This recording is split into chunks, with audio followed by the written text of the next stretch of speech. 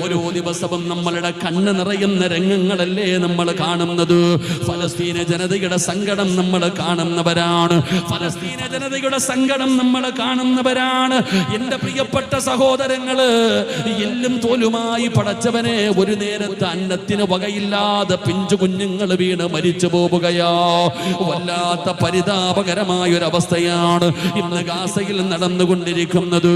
എന്റെ പ്രിയപ്പെട്ടവരെ, അതാ പീരങ്കയും മിസൈലുകൾക്ക് മുമ്പിൽ പിടിച്ചു നിന്നവരാണവര്.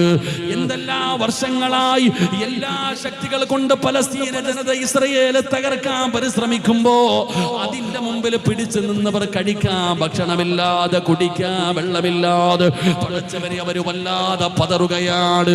പടച്ചവനെ, ഇന്ന് രാവിലെ ഒരു വാർത്ത വായിച്ചു.